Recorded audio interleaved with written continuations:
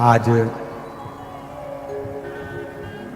श्रावण महीने का चौथा सोमवार है। सोमवारी के दिन श्रावण महीने की ये पवित्र पावन कथा भगवान देवाधिदेव महादेव की करुणा और उनकी उदारता से कर रही है।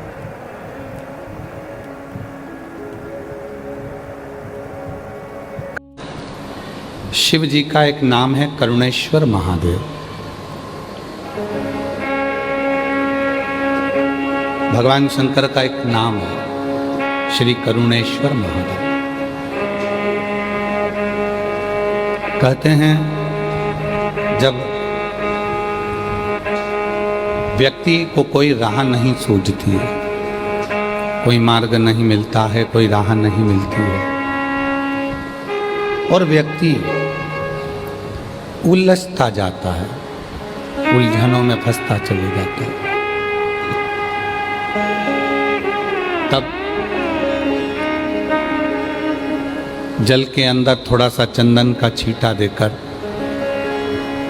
एक दाना चावल का शिव को समर्पित कर जो वो चंदन का जल शिव को समर्पित करता है करुणेश्वर महादेव के नाम से, कहते हैं 3 से 4 घंटे के अंदर उसको राह मिलना प्रारंभ हो जाती है, वो उलझनों से दूर हो जाती है।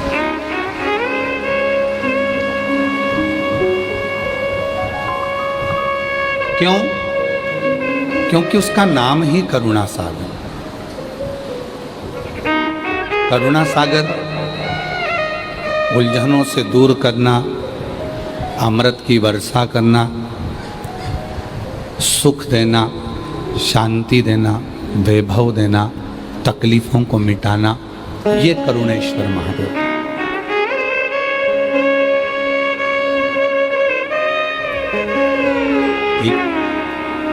कृपा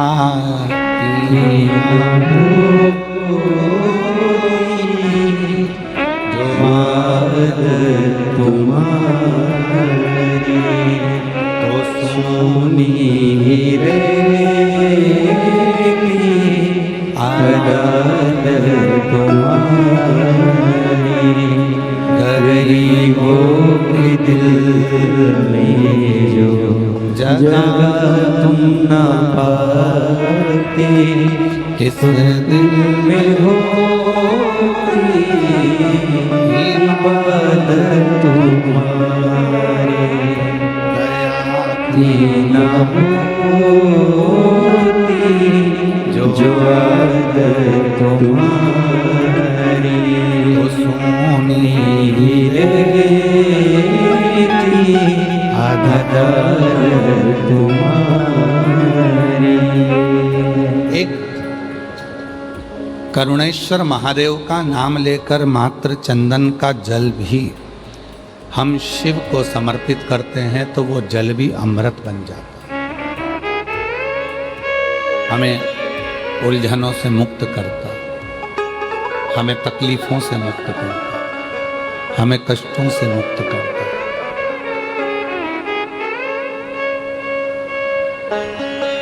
पर शिव महापुराण की कथा कहती है कि भगवान शंकर को रिझाने के लिए 2-3 चीजों का स्मरण रखें। पहला, शिव को रिझाने के लिए आडंबर से दूर रहें। अगर भोलेनाथ जी को रिझाना है तो आपको दिखावा नहीं करना, आडंबर नहीं करना। दूसरे नंबर पर है, शिव को रिझाना है तो व्यर्थ का खर्चा और व्यर्थ की चर्चा, इन दोनों से दूर। शिव को रिझाने के लिए व्यर्थ के खर्चे से भी दूर रहना और व्यर्थ के चर्चे से भी दूर। कर्जा लेकर कोई व्रत मत करना, कर्जा लेकर भगवान शंकर की पूजन मत करना, कर्जा लेकर कोई उद्यापन मत करना, कर्जा लेकर कभी जिंदगी में शिव महापुराण की कथा मत कराना।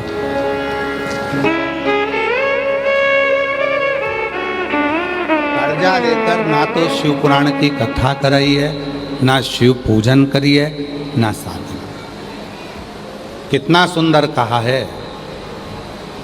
शिव महापुराण की कथा कहती है, भगवान शंकर का चरित्र कहता है, शिव तत्व कहता है, शिव पुराण कहती है। ध्यान से सुनना। तुम्हारी पूजन की थाली लेकर तुम शिव जी के मंदिर में गए हो,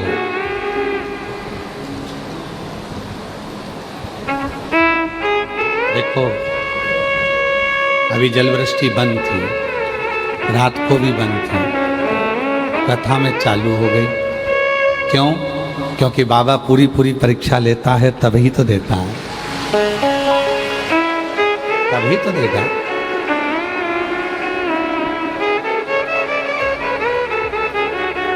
जिस पानी के लिए कई प्रदेश तरस रहे हैं, मेरे भोले बाबा ने ऐसी कृपा करी है कि जिस दिन 17 तारीख से कथा चालू हुई है, आज 23 तारीख तक एक दिन भी ऐसा नहीं गया जिस दिन बाबा ने पानी ना बरसा।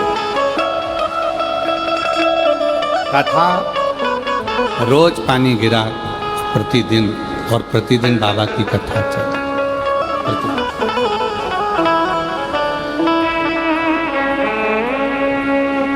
तो भगवान शंकर को रिझाने के लिए 2-3 चीजों का ध्यान रखो। पहले नंबर पर है, शिव जी को दिखावा पसंद नहीं है, आडंबर पसंद है। आप शिव जी को कोई दिखावे से प्राप्त नहीं कर सकते। शंकर भगवान को दिखावा प्रिय नहीं है। और दूसरे नंबर पर है, शिव की पूजन में, शंकर भगवान के व्रत में, शिव की साधना में, शिव के उद्यापन में, या शिव महापुराण के लिए कर्जा लेकर कभी शिव पुराण की कथा मत करवाओ, कभी उद्यापन मत करो, कभी अनुष्ठान मत करो। कर्जा लो।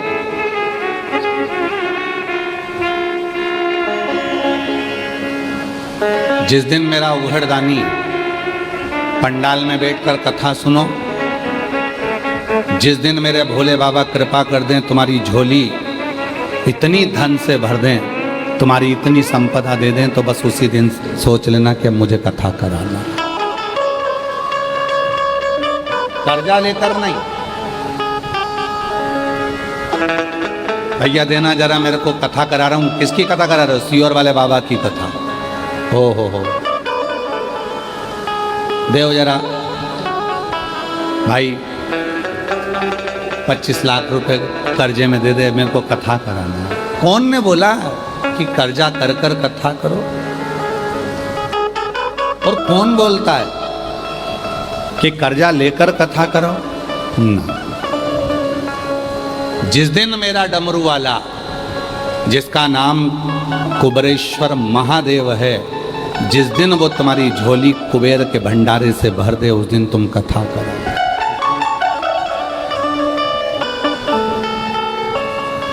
कर्जा लेकर नहीं, आडंबर कर कर नहीं। कर्जा, व्यर्थ का कर्जा और व्यर्थ की चर्चा, ये दोनों ही शिव को प्रिय नहीं। व्यर्थ की चर्चा भी मत करो। ना व्यर्थ का कर्जा हो, ना व्यर्थ की चर्चा।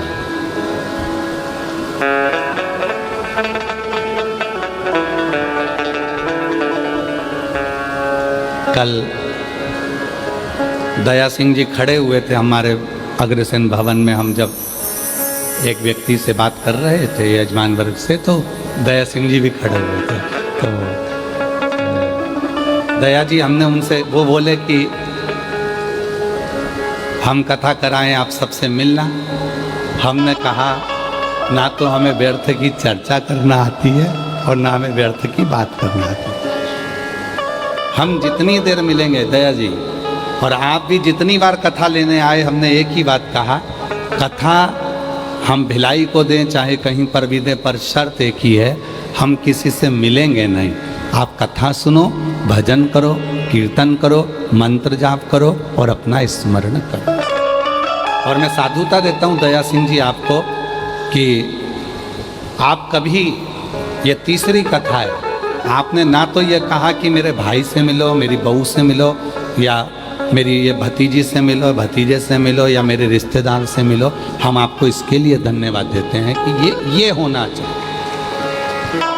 साधु सीहोर वाला बाबा,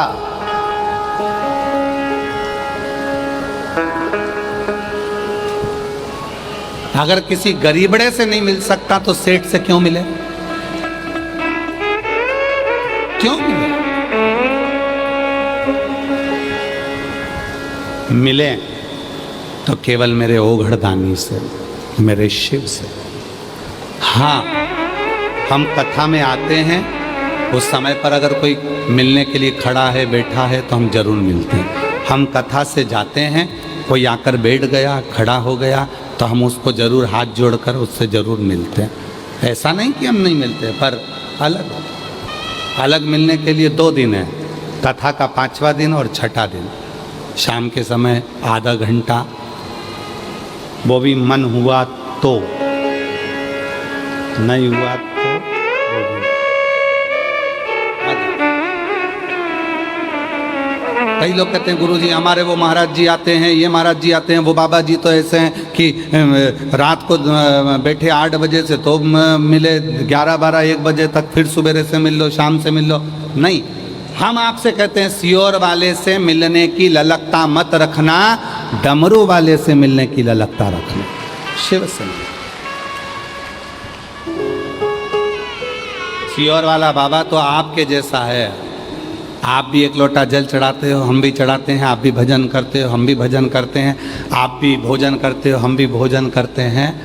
और निवेदन है, जिनको भगवान बनने का शौक हो उनको भगवान बनाओ। हमें इंसान है और हमें इंसान रहने दो।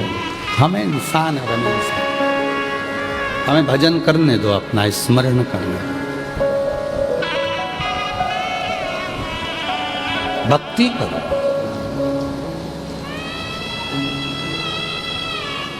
स्मरण करो। व्यासपीठ से एक बात कही थी, शरीर में अगर रोग आ जाए, बीमारी आ जाए, तो सबसे पहले अपने नज़दीक के डॉक्टर के पास जाओ। हम डॉक्टर को शिव मानते हैं, शंकर मानते हैं। वो डॉक्टर अगर आपको कह दे कि ये रोग है, ये बीमारी है, इसके लिए दवाई खाना है, आप दवाई खाना प्रारंभ करो और शिव जी को 1 लोटा जल चढ़ाना प्रारंभ करो। तो दवाया और दुआ जब दोनों साथ चलेगी तो तुम्हारा रोग जल्दी समाप्त हो जाएगा। जल्दी से शिव को रिझाने के लिए आडंबर ना करें, शिव को रिझाने के लिए दिखावा ना करें, और शिव को रिझाने के लिए ना तो व्यर्थ का खर्च करें और ना व्यर्थ की चर्चा। ना खर्चा करना है ना चर्चा करना। और उठाओ, 30 साल हो गए शिव महापुराण की कथा को बाँचते बाँचते। इन 30 साल के अंदर इस व्यासपीठ से कभी तुमसे कहा हो कि बाजार से ये सामान खरीद के लाना और शिव जी को ये चढ़ाना, तो आज तक इस व्यासपीठ ने कभी नहीं कहा कि इतना रुपया खर्च करना तब तुम शिव की पूजन करना। इस व्यासपीठ ने तो जो भी उपाय बताए वो दुर्बा के, कनेर के फूल के, बेलपत्री के, घर में कोई सामान है काली मिर्च उसका, गेहूं का दाना घर में है तो उसका, चावल का दाना घर में है तो उसका। इस व्यासपीठ ने जितने उपाय बताए, और ये जितने उपाय हैं, जितने उपाय लोग कहते हैं ये उपाय हमें मिलते नहीं हैं। तुम एक शिव पुराण देखते हो, गीता प्रेस गोरखपुर की शिव पुराण पढ़ो, उसके बाद में 1-1 पुराणों का अध्ययन करो, उप पुराणों का अध्ययन करो। लिंग पुराण है तो लिंग पुराण भी उप पुराण का अध्ययन करो, शिव पुराण है तो शिव पुराण की उप पुराण का अध्ययन करो, श्रीमद् भागवत पुराण है तो उसकी उप पुराण का अध्ययन करो। सारी पुराणों का अध्ययन करिए, आपको सब कुछ मिलेगा। जो इस व्यासपीठ से बताया जाता है उसका एक एक शब्द आपको पूरी पुराण में मिलेगा कि कहाँ काली मिर्ची, कहाँ अरहर की दाल, कहाँ गेहूं का दाना, कहाँ अनाज, कहाँ अक्षत, कहाँ दुर्वा, कहाँ बेलपत्र, कहाँ शमी पत्र, उसका वर्णन एक एक। बस तरीका, और वो तरीका जरूर हम बताते हैं कि बेलपत्र को किस दिशा में बैठकर चलाना है, दुर्वा को कैसे चढ़ाना है, ये तरीका, और तरीका होना जरूरी है। डॉक्टर के यहाँ जाते हो, डॉक्टर ने सारी दवाइयाँ दे दी और कह दिया सब खा जाना सुबह से। बोलता है डॉक्टर, जम के बोलो जरा, नहीं। डॉक्टर क्या बोलेगा, ये दवाई सुबह खाली पेट की है, भोजन के पहले खा लो। ये दवाई सुबह उठते समय ले लेना, एसिडिटी की है। ये दवाई दूध से लेना, ये दवाई कुनकुने पानी से लेना, ये दवाई रात को सोने के टाइम की एक ही लेना है, सुबह मत खा लेना। डॉक्टर ने दवाइयाँ दी, सबका तरीका बताया कि कौन सी दवाई कब और कैसे लेना है। उसी तरह शिव महापुराण भी अपना तरीका बताती है कि बेलपत्र चढ़ाते तो तुम्हारी जिंदगी निकल गई, जल चढ़ाते तो तुम्हारी जिंदगी निकल गई, पर शिव पुराण सुनने वालों ने चढ़ाने का तरीका सीख लिया, और जब चढ़ाने का तरीका सीखा तो शिव जी ने झोली भरना चालू। जल पहले भी चढ़ाते थे, शिव मंदिर पहले भी जाते थे, शिवरात्रि पहले भी करते थे, सावन पहले भी आता था, शिवरात्रि पहले भी आती थी, पर अब सावन के महत्व को तुम जान गए, अब सोमवार के महत्व को तुम जान गए, अब शिवरात्रि के महत्व को तुम जान गए, पूजन का तरीका तुम जान गए कि गेहूं चढ़ाने से संतान की वृद्धि होती है। कनेर का पुष्प अगर अशोक सुंदरी वाली जगह पर चढ़ाया जाता है तो बच्चे जिद नहीं करते। वही कनेर का पुष्प जब जलाधारी पर, जो पार्वती जी की जगह पर चढ़ाया जाता है, तो नारी के उदर में अगर कोई तकलीफ हो जाती है, बच्चेदानी में कोई तकलीफ हो जाती है, तो वो समाप्त हो जाती है। वही कनेर का पुष्प जब शिवलिंग पर चढ़ाया जाता है तो रोग से मुक्त होता है। ऐसे कनेर के पुष्प को चढ़ाने का तरीका शिव पुराण ने बता दिया, दुर्वा चढ़ाने का तरीका शिव पुराण ने बता दिया कि गणेश भगवान शंकर का जहाँ से जल बहता है उसका राइट स्थान जो होता है पानी बहने वाली जगह, वहाँ दुर्वा को 7 दुर्वा जब हम शिव को समर्पित करते हैं, शंकर भगवान को समर्पित करते हैं, तो चाहे 32 वर्ष की उम्र हो गई हो, चाहे 42 वर्ष की उम्र हो गई हो, शादी जरूर होती है। तो ये तरीका शिव पुराण ने बताया, जिसको आप लोगों ने स्वीकार किया। पूर्व की सारी कथाओं में केवल तरीके बताए, कैसे ऋचा, कैसे।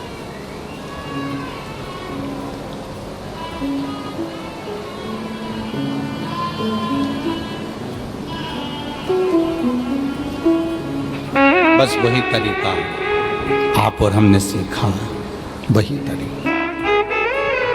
आज जो ये लाखों की भीड़ रात को 11 बजे से लेकर 10 बजे रात्रि से जो भीड़ बढ़ना प्रारंभ हुई है, तो बता रहे हैं कि पूरे रोडों पर छाता लगा लगा कर भक्त बैठे हुए।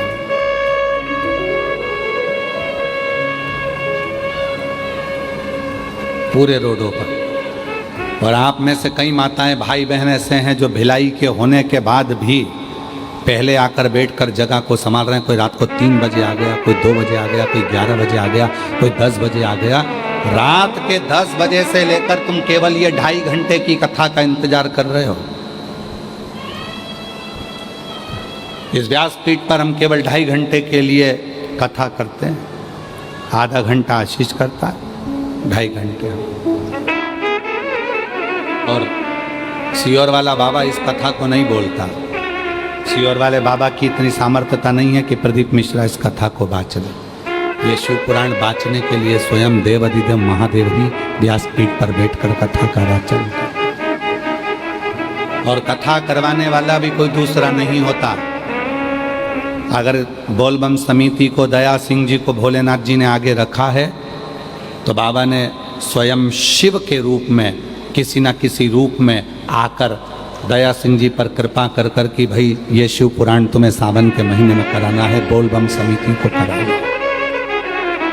ये शिव की कृपा से शिव किसी रूप में आकर इनके ऊपर करुणा कर देते हैं और कहते हैं कि ये कथा करा। और कथा सुनने वाले आप नहीं हो।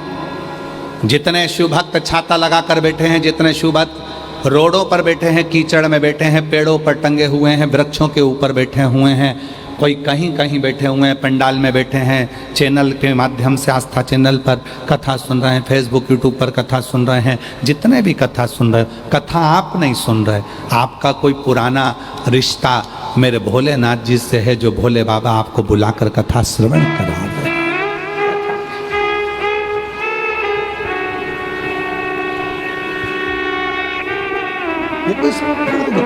आज का नहीं, कोई पिछले जन्म मुझे बाबा तेरा साथ मिला, कोई पिछले जन्म के अच्छे कर्म मुझे बाबा तेरा साथ मिला। जब सारी दुनिया झुकती है, जब सारी दुनिया झुकती है, मुझे वाली दरबार मिला, दरबार मिला। कोई पिछले जन्म के अच्छे कर्म मुझे बाबा तेरा साथ मिला। कोई पूर्व के जन्म का सुख हो। एक कथा कह दें, अगर आप लोग श्रवण करेंगे और अपने जीवन में उतारे तो एक बड़ी सुंदर कथा। लोग कहते हैं सीहोर वाला बाबा या ये बाबा या वो बाबा। बाबा नहीं, ये व्यासपीठ करती है, शिव करता है, इंसान नहीं। एक गांव में एक सेठ जी रहते थे, पन्नालाल सेठ। क्या नाम था? जम के बोलो। पन्नालाल सेठ। निकलते थे तो लोग उनको नमस्कार करते थे, प्रणाम करते थे। पन्नालाल सेठ जी प्रणाम, नमस्कार, नमन, नमस्ते पूछते करते। कोई सलाम करता, कोई नमन करता, कोई नमस्कार करता, कोई प्रणाम करता। पन्नालाल सेठ मुंडी हिला देते, नीचे मुख कर कर बोलते मैं बोल दूंगा। फिर कोई मिला तो पन्नालाल सेठ से कहा प्रणाम, नमस्कार, सलाम। पन्नालाल सेठ बोलते धीरे से मैं बोल दूंगा।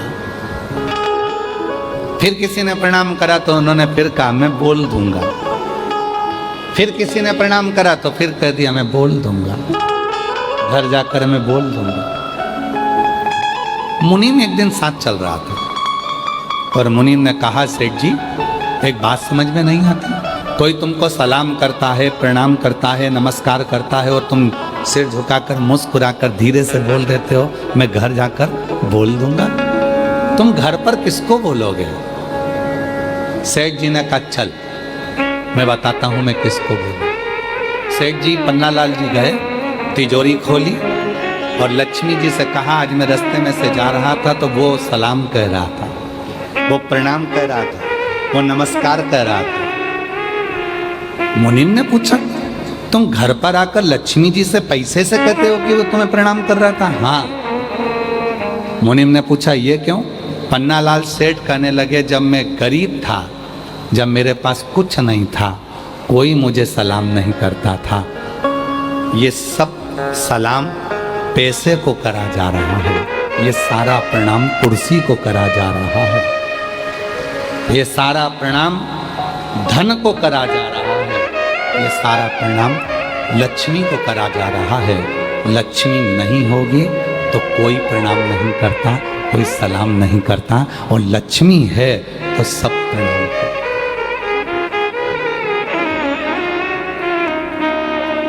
कोई बहुत बड़ी कुर्सी पर बैठ गया, कोई बहुत बड़ा अधिकारी बन गया, बहुत बड़ी कुर्सी पर बैठ गया, उसके भीतर कभी ये बात नहीं आना चाहिए कि लोग मुझे सलाम ठोक रहा है। तुझे नहीं, तू जिस कुर्सी पर बैठा है सलाम उसको ठोका जा रहा है, प्रणाम उसको करा, नमन उसको करा जा। जिस दिन रिटायर होगा, अपनी कुर्सी से उतरेगा, उस दिन तेरा सिग्नेचर भी उस ऑफिस में काम नहीं आएगा।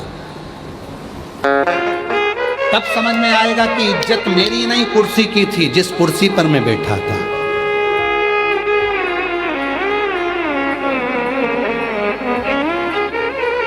कुर्सी की इज्जत नहीं है, इज्जत तुम्हारी नहीं, इज्जत उस कुर्सी की है जिस कुर्सी पर तुम बैठे,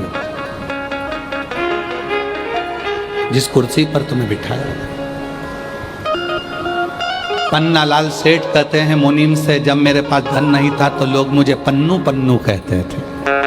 है पन्नू इधर आ, है पन्नू उधर आ। और जैसे ही मेरे पास धन बढ़ा तो लोग सलाम भी ठोकते हैं, प्रणाम भी करते हैं, नमस्कार भी करते हैं। ये प्रणाम इसलिए पन्नालाल सेठ कहते हैं, धीरे से सिर झुकाकर मैं घर जाके बोल दूंगा, मैं घर जाकर बोल दूंगा। मेरी जीजियों, बस ये स्वभाव तुम्हारे अंदर जिस दिन आ जाएगा, समझ लेना कि दुनिया के सबसे बड़े संत, साधु, सन्यासी, तपस्वी और एक श्रेष्ठ व्यक्ति आप बन गए कि लोग हमें नहीं, हमारे वैभव को, हमारी कुर्सी को, हमारे पद को, हमारी प्रतिष्ठा को, हमारे धन को, हमारी दौलत को नमन करते हैं।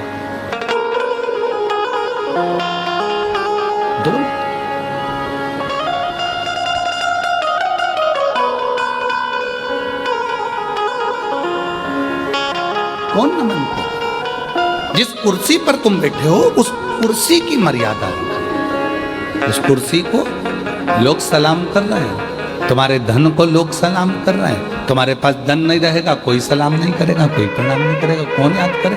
अभी पन्नालाल सेठ, पन्नालाल सेठ, पन्नालाल सेठ, और वही पन्नालाल सेठ के पास धन नहीं रहेगा तो लेंगे पन्नू इधर आ, तो पन्नालाल सेठ पन्नू चल।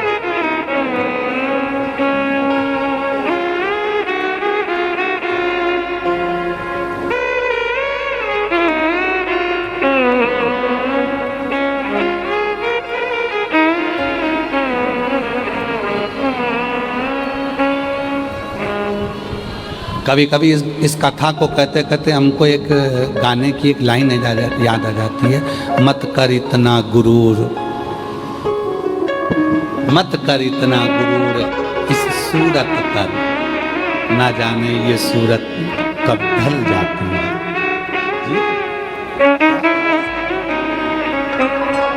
पर बोलबम समिति, जिस समिति का बच्चा बच्चा, जिस समिति का एक एक व्यक्ति, जिस व्यक्ति का एक एक समिति का कार्यकर्ता आए हुए भक्तों को अपना घर समझता, आए हुए भक्तों को अपना परिवार समझता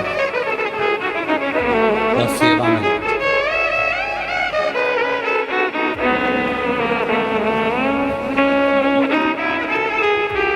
जब कोई हमसे कहता है हम ऐसी कथा कराएंगे, ऐसी कथा कराएंगे कि लोग देखते रह जाएंगे। दया सिंह जी साधु था, आपके मुख से कभी ऐसी बात नहीं निकली, कभी भी जिंदगी। ये तीसरी कथा चल रही, पर आपने कभी नहीं कहा कि हम ऐसी कथा करें, कभी नहीं कहा। हम साधुता देते हैं इस चीज के लिए, और ये होना चाहिए। एक हमारे महाराष्ट्र के भगत हैं, वो एक हमारे हरियाणा वाले बिहान अपने तारा बाबा की कुटिया वाले कांडा जी, वो भी कभी नहीं बोलते। भले ढेरों की संपदा होगी, पर उनके मुख से भी हमने कभी नहीं सुना वो गोविंद गोपाल कांडा की, गुरुजी हम ऐसी कथा करेंगे ना। वो एक ही बात बोलते हैं, जैसे आप बोलते हो ना, गुरुजी जो महादेव चाहेगा ना सावन के महीने में वही होगा, क्योंकि महीना उनका है, कथा कराने वाले वो हैं और वही आयोजन कराएंगे, तो मैं नहीं हूँ। बस उसी तरह से वो हमारे हरियाणा वाले गोविंद जी कांडा, गोपाल जी कांडा, वो भी एक ही बात बोलते हैं, गुरुजी कथा तारा बाबा कराएंगे, कथा तारकेश्वर महादेव कराएंगे, कथा तारा बाबा कराएंगे। बहुत बहुत साधु, ये अपना नहीं है, ये सब उसका। प्रभु आपकी कृपा से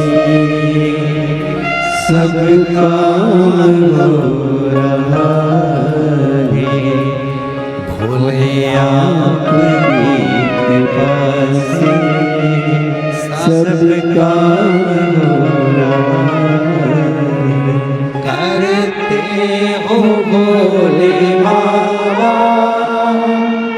मेरा नाम हो रहा है, करते हो भोले बाबा मेरा नाम हो रहा है, भोले आपकी कृपा से सब काम हो रहा है। तो पन्नालाल सेठ घर जाते समय लक्ष्मी से कहते हैं कि लोगों ने तुम्हें सलाम कहा है, लोगों ने तुम्हें प्रणाम कहा है, लोगों ने तुम्हें नमस्कार कहा है।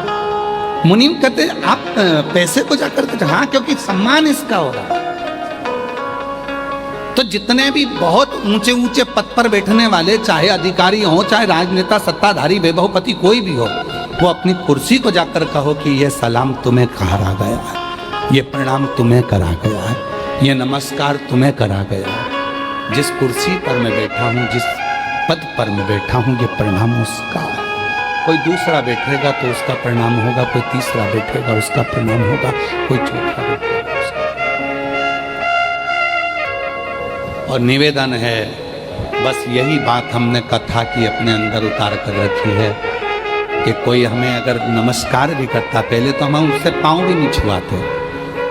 हम हमारे, क्योंकि तुम सब मेरी बहनें हो, अब हमारी बहन होने के बाद, हमारी बहनी होने के बाद में, आप हमारी बहन होने के बाद में हमारे चरण छू अपने भाई के, ये हमें ठीक नहीं लगता। इसलिए मेरी जीजी हो। और पुरुष, ये जितने भी पुरुष बैठे हैं सब मेरे जीजा हैं। मेरा फर्ज बनता है कि मैं तुम्हें प्रणाम करूं, क्योंकि हमने कन्यादान करा है, तुम्हारा पाँव पूजा है, तो सिर और पाँव दोनों पूज सकते हैं। हम तुमको नमस्कार।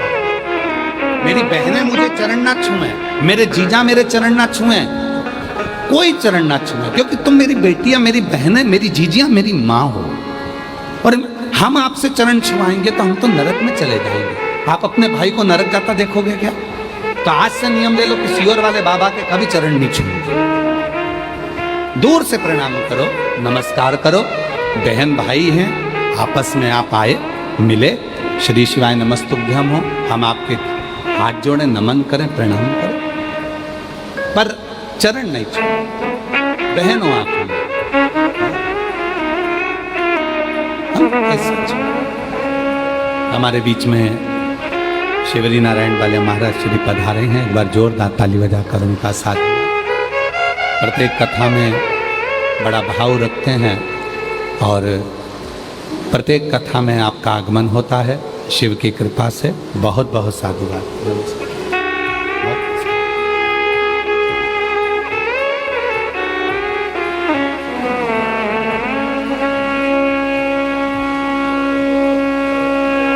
प्रणाम करो मेरे शिव को, प्रणाम करो मेरे भोलेनाथ को, और प्रणाम करो अपने घर के बुजुर्गों को, प्रणाम करो अपने पति को, प्रणाम करो अपने घर के वृद्धों को। उनको चरण छुओगे, अपने माँ बाप के चरण छुओगे तो सुख मिलेगा, आनंद मिलेगा। जिस प्रदोष की कावड़ पूरा सीहोर, मध्य प्रदेश सीहोर में लोग जिस कावड़ का दर्शन करने के लिए आते हैं, मात्र कावड़ के वो 2 लोटों का दर्शन करने के लिए, उस छड़ी का दर्शन करने के लिए लोग कावड़ भरने के लिए कुबेरेश्वर धाम पहुंचते हैं। अभी 25, आज 23 से कल का दिन बीच में, परसों लोग कावड़ भरने सुबह 9 बजे माँ सीवन के तट से कुबेरेश्वर धाम तक आएंगे, केवल उस कलश का दर्शन करने के लिए और जल भरने के लिए, क्योंकि प्रदोष की कावड़ सीहोर की जो भराती है उसको कामना कावड़ कहा जाता है। भगवान उसकी कामना को पूर्ण करते हैं। इसलिए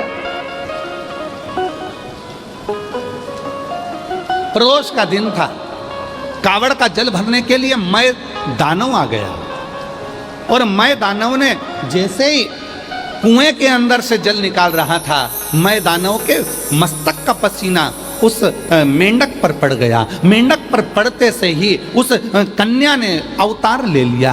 कन्या ने अवतार लिया, वो रोने लगी तो मैं दानव के कोई बच्चे नहीं थे, उसने उस कन्या को निकाल लिया, अपनी बेटी के रूप में रखा और उसका नाम मंदोदरी हो गया, जिसका विवाह लंकापति रावण से हुआ। उसका नाम मंदोदरी हो गया। वो मंदोदरी, मैं दानव की पुत्री उस मंदोदरी। आप देखो, पूरे चरित्र को उठाकर देखिएगा, पूरी रामचरितमानस को उठाकर देखिएगा, पूरी रामचरितमानस को उठाकर देखिए। मंदोदरी हमेशा अपने पति को समझाती रही, हमेशा हमेशा अपने पति को ज्ञान देती रही, लंकापति रावण को समझाती रही, मंदोदरी उपदेश देती रही, समझाती रही। पूरी रामायण को उठाकर देखिए, रावण को हर पल समझाती थी मंदोदरी, क्योंकि मंदोदरी को मालूम है मैं कौन हूं। कौन? कौन?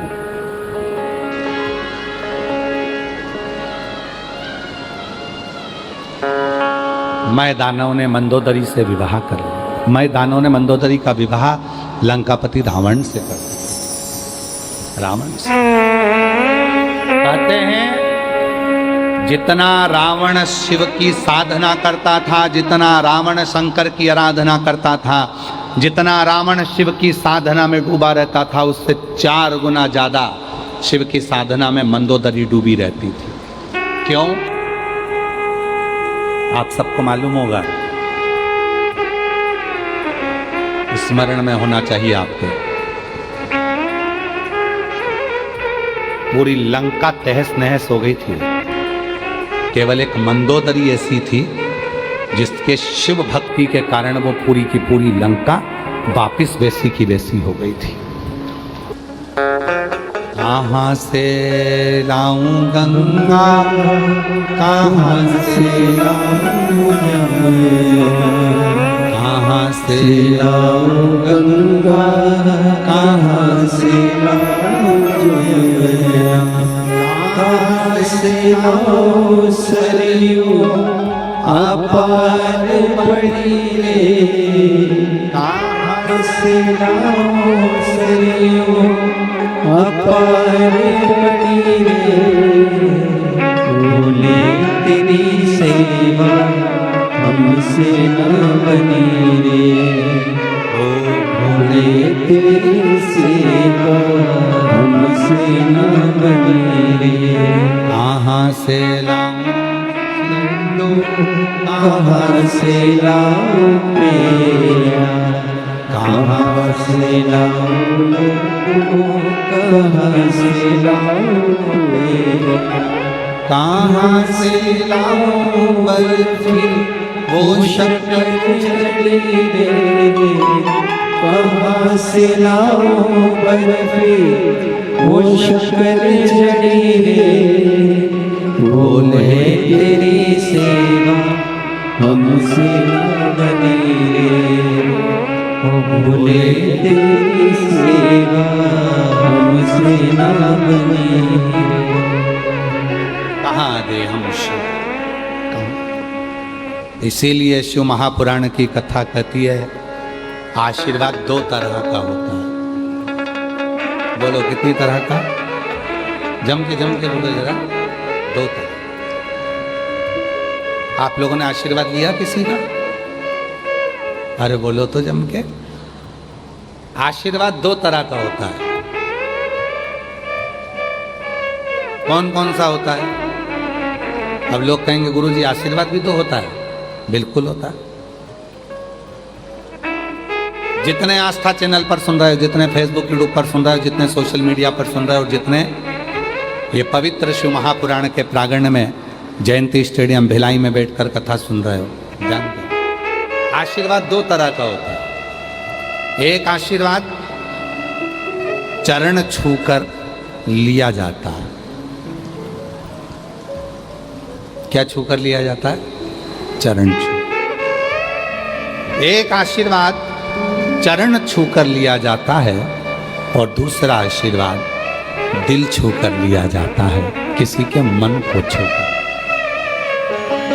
मन कब छुएगा?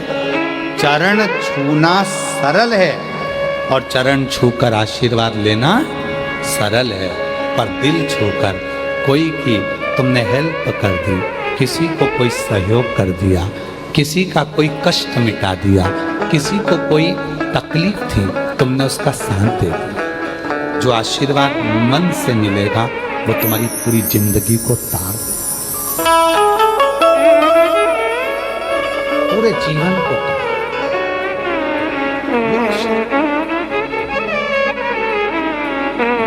छुओ, कभी अपने हृदय को छुओ, छुओ। माता पिता के चरण छूने से ज्यादा जरूरी है माता पिता के हृदय को छूना, उनके दिल की बात को जानना। माँ दवाई के लिए तरस रही है, पापा कह रहे हैं कि मुझे ये चाहिए, और तुम चरण छूकर आशीर्वाद तो ले रहे हो पर दिल नहीं छू पा रहे। एक भाई आस लेकर खड़ा हुआ है, वो तुम्हारे चरण छू रहा है, तुम आशीर्वाद भी दे रहे हो, पर उस भाई ने मन में सोचा है कि आज मेरा बड़ा भैया, उसके पास बहुत कुछ है तो मुझे थोड़ी सी हेल्प कर देगा। उसका दिल हमने परसों की कथा में कहा था, अगर घर में बेटी नहीं है और कन्यादान करना चाहते हो तो अपने आसपास में कोई बेटी हो तो उसको शिक्षा अध्ययन कराओ, उसको पढ़ाओ, कन्यादान का फल मिले।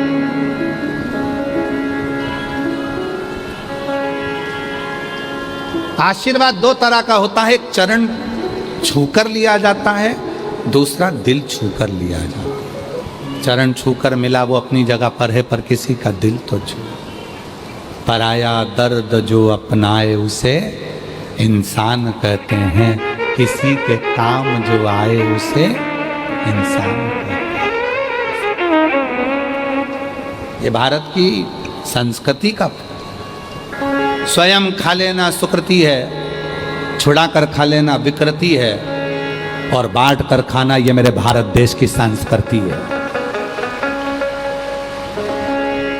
ये मेरे भारत देश की संस्कृति है। जो मिला वो दिया, जो मिला। आप सब कौशल प्रदेश के हो, माँ कौशल्या जी की भूमि से हो, माँ कौशल्या जी के जन्मस्थली से हो। आप सब जानते होंगे कि जब माँ जानकी जी विवाह कर आई थी, कौशल्या जी ने एक फल दशरथ जी को दिया।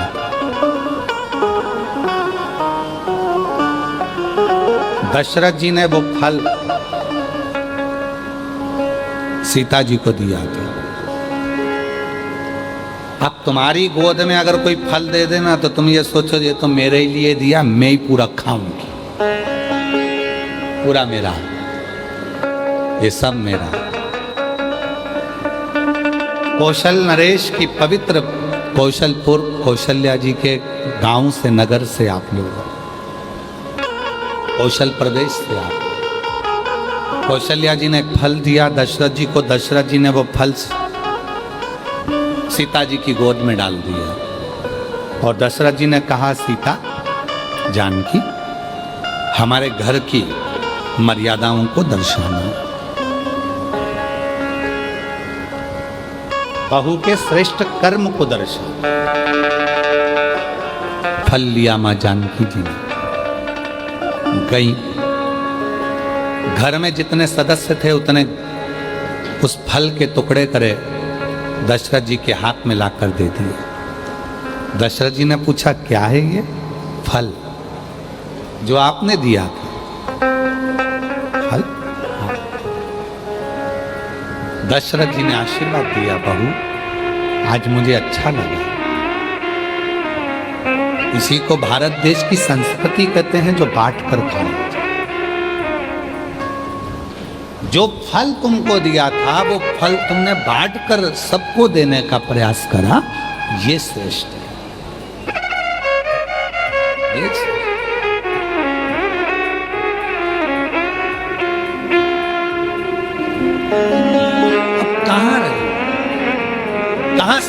रह गए।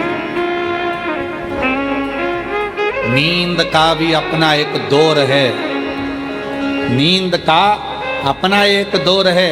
नींद को समझने वाले समझ सकते हैं कि माता पिता जागें उससे पहले बेटों को जागना चाहिए, माँ बाप जागे उससे पहले बेटे को जागना चाहिए, बेटी माँ जागे उससे पहले बेटी को जागना चाहिए, गुरु जागे उससे पहले शिष्य को जागना चाहिए।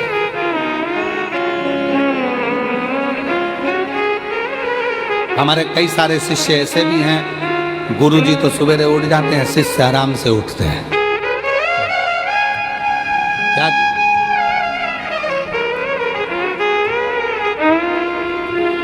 गुरु जागे उससे पहले शिष्य को जागना चाहिए, बाप जागे उससे पहले बेटे को जागना चाहिए, माँ जागे उससे पहले बेटी को जागना चाहिए, और सास ससुर जागे उससे पहले बहू को जागना चाहिए। पर अब नियम दूसरा हो गया, बेटा सोता है बाप जागता है, बेटी सोती है माँ जागती है, शिष्य सोते हैं गुरु जागता है, और बहू सोती है सास ससुर।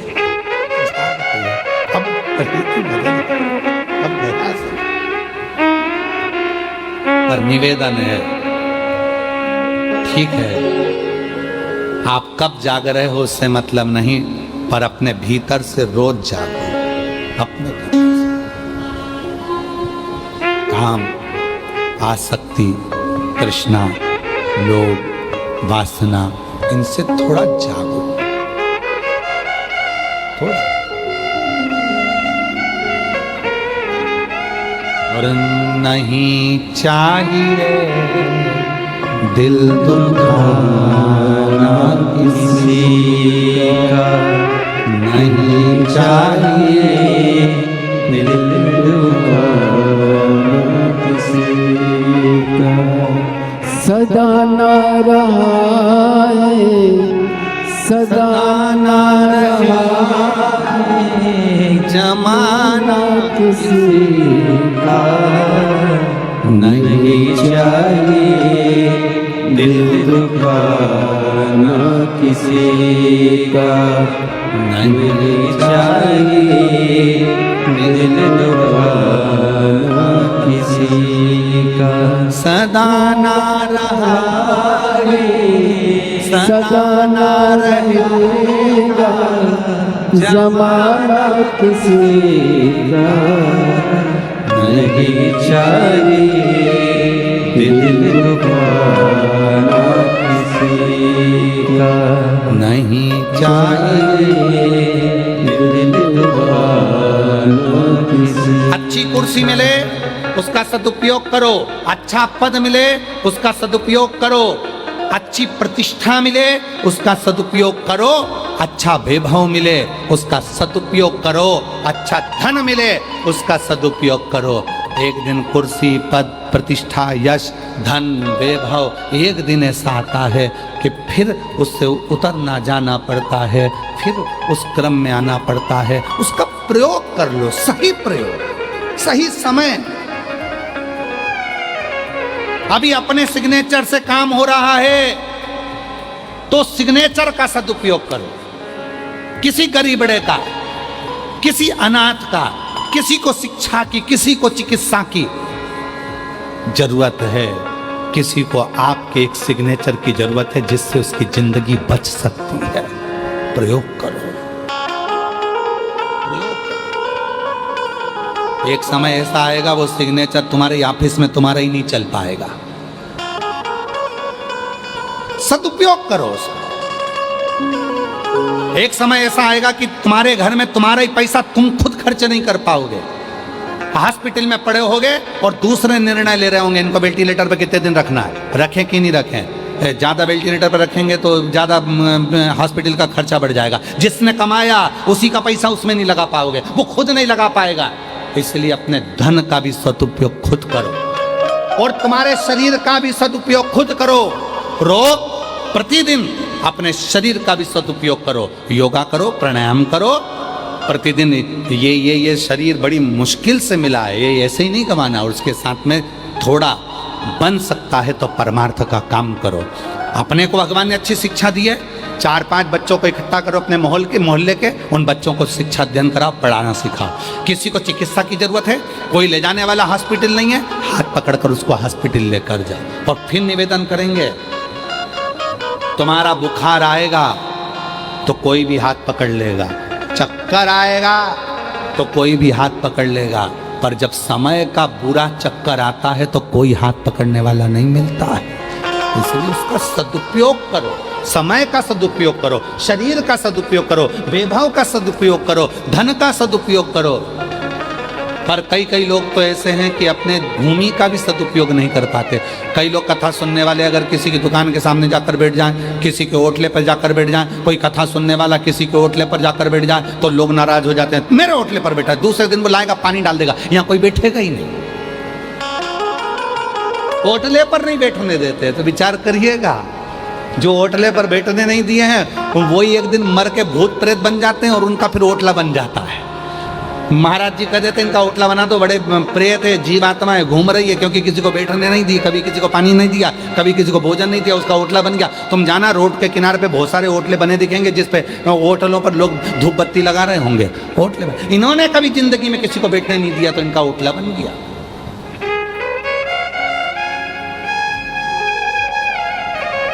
सदुपयोग करो अपने शरीर का। आपको शिक्षा है आपके पास में, पढ़ाओ। जरूरी नहीं कि आप टीचर होगे तो पढ़ाओगे, आप में टैलेंट है।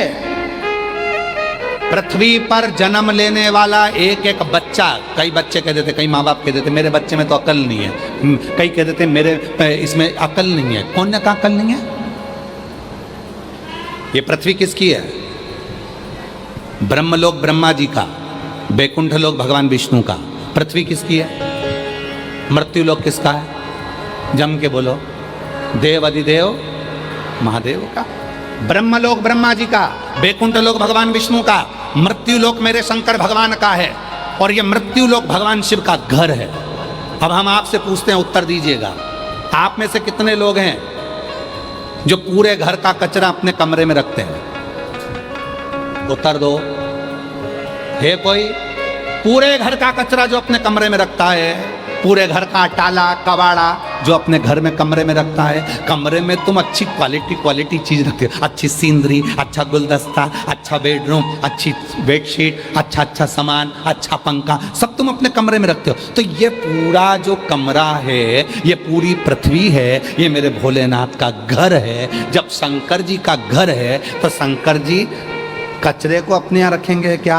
पृथ्वी पर जो भी जन्म लेता है सब टैलेंटवान होते हैं, क्योंकि शिव के घर में रह रहा है।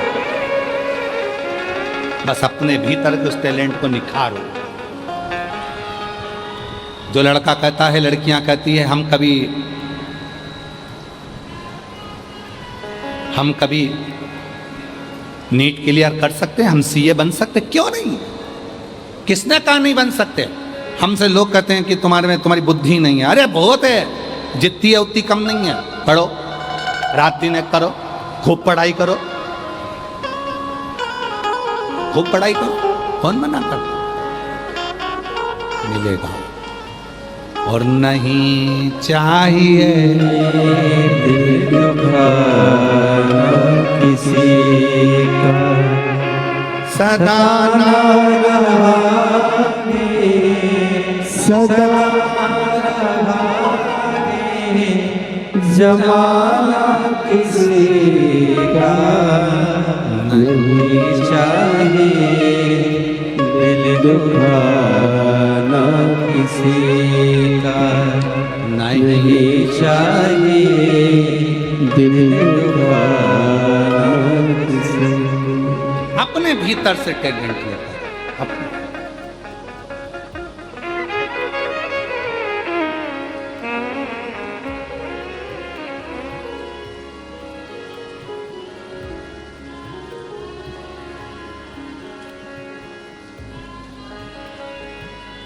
किसी ने बहुत अच्छी बात कही है, जिंदगी में इतने धोखे खाए हैं,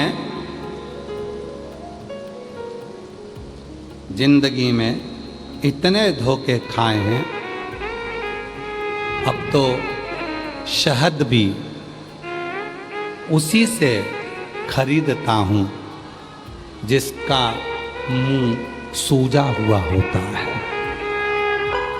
मालूम तो पड़े कि मधुमक्खी का शहद लेकर आया है। अब तो शहद भी उसी से खरीदता हूं जिसका मुंह सूजा हुआ होता है।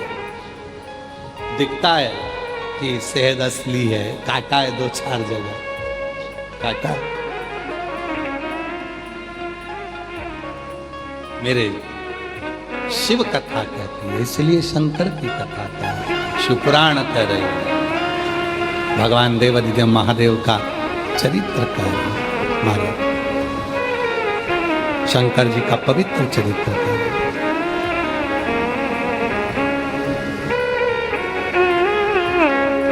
शिव की साधना करें, शिव की साधना।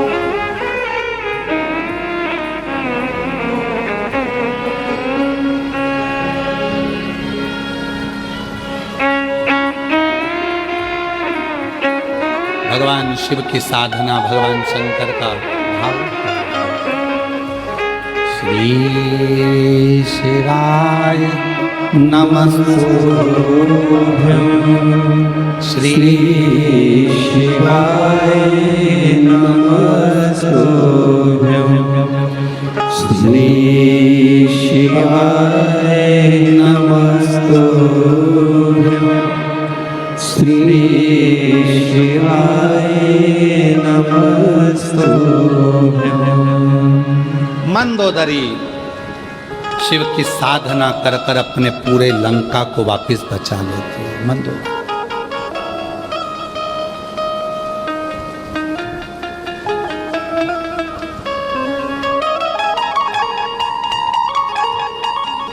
शिव साधना से एक स्त्री, एक नारी, एक बेटी, एक बहन, एक माँ अपने पूरे घर को बचाकर, पूरे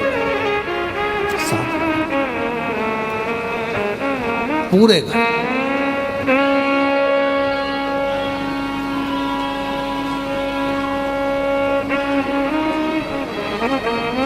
कई जेंट्स लोग कह देते हैं हम दिन भर दुकान पर बैठे रहते हैं, दिन भर काम करते हैं, ऑफिस में रहते हैं, दिन भर नौकरी करते हैं,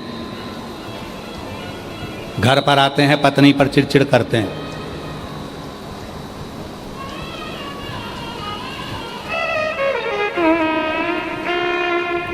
तुम वहां काम करते हो तो वो भी घर पर काम करती हो,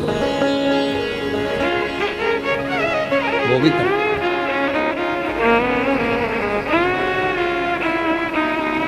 ये विचार नहीं आना चाहिए कि केवल मैं कर रहा हूं और तुम बैठी हो ना। गाड़ी के 2 चक्के हैं और दोनों चक्के पर गाड़ी चलती है, दोनों चक्के। कभी ये विचार अपने भीतर मत लाओ अहमता का, मैं कर रहा हूं, मैं करा रहा हूं।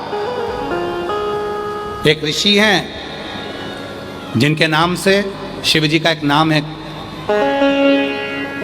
कफलेश्वर महादेव। ऋषि का नाम है कफलक ऋषि। बाबा जी, ऋषि का नाम कफलक ऋषि।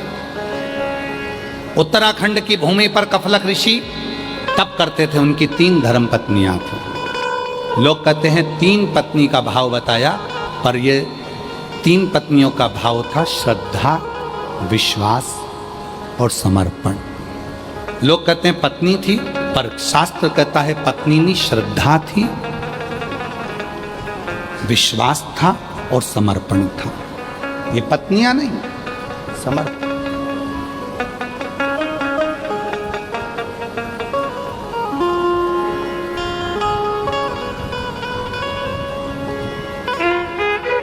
ये समर्पण है।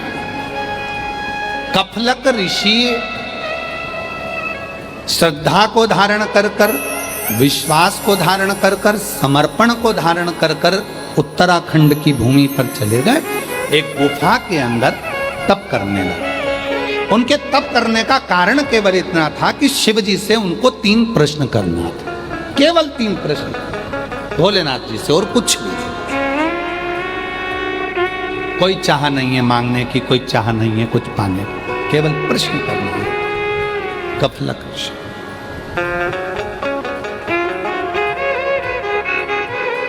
तू आजा भोला जोगिया। शिव से केवल 3 प्रश्न मांगे।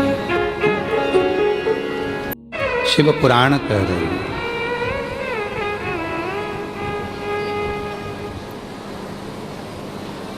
शिव को रिझाने के लिए कोई कर्जा, कोई व्यर्थ की चर्चा नहीं।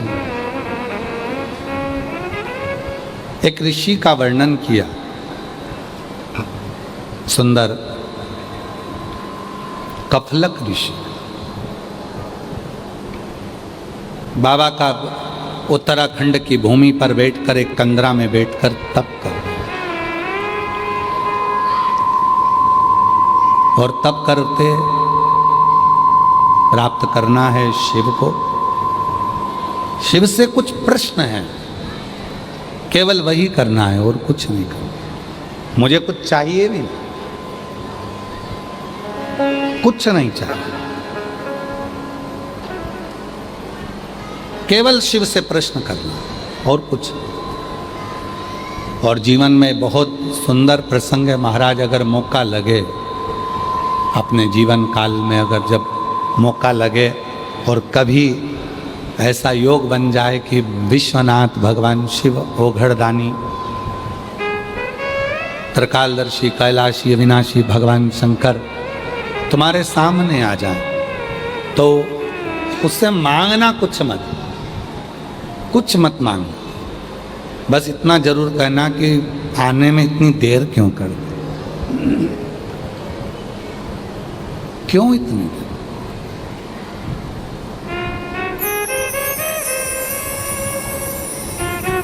क्यों इतनी देर? अरे मांगा है भोलेनाथ से वरदान एक ही, मांगा है भोलेनाथ से वरदान एक ही। तेरी कृपा बनी रहे जब तक है जिंदगी, तेरी कृपा बनी रहे जब तक है जिंदगी। मांगा है भोलेनाथ से वरदान एक ही, मांगा है भोलेनाथ से वरदान एक ही। उससे यही मांगना कि हमको कुछ चाहिए नहीं, पर इतना जरूर बताओ कि तुमने आने में देरी क्यों कर दी। आप आए नहीं और सुबह हो गई, मेरी पूजा की थाली धरी की धरी रह गई। क्यों नहीं आए? कारण क्या है? किस लिए नहीं आए? एक पत्र है, अच्छा है, देखो।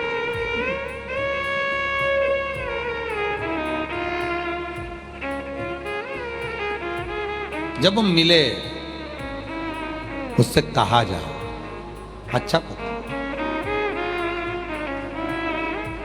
मेरा नाम बबीता साहू है, कहीं बैठी हो तो हाथ हिला सकती हैं। ग्राम केरा, जिला जांजगीर चांपा, छत्तीसगढ़ की रहने वाली हैं। कहीं बैठी हो तो हाथ हिला सकती हैं। मेरा नाम बबीता साहू है, ग्राम केरा, जिला जांजगीर चांपा, छत्तीसगढ़ की रहने वाली है। गुरुजी, 1 लोटे जल और पशुपति व्रत की महिमा का मैं क्या वर्णन करूं। मेरा पति 15 साल से शराब पी रहे थे। गुरुजी, हम लोग बहुत परेशान रहते थे। तब मेरी सहेली ने आपकी कथा और पशुपति व्रत के बारे में बताया। हमारे बीच में छत्तीसगढ़ शासन के माननीय यशस्वी मुख्यमंत्री जी सपत्नी आए हैं। एक बार जोरदार ताली बजाकर उनके लिए साधु का। साथ में महाराज जी श्री राजीव लोचन महाराज जी भी आए हैं। साथ में शिवरी नारायण वाले महाराज जी भी आ जाए। एक बार जोरदार ताली बजाएं माननीय यशस्वी मुख्यमंत्री जी छत्तीसगढ़ शासन से और हमारे बीच में पधारे हैं और बड़े सरल सहज माननीय प्रधानमंत्री जी श्री नरेंद्र भाई मोदी जी के साथ में गृह मंत्री श्री अमित शाह जी के साथ में कदम से कदम मिलाकर छत्तीसगढ़ की कमान को पूर्ण रूप से संभाले हुए हैं। एक बार जोरदार ताली बजाकर साधुता करें।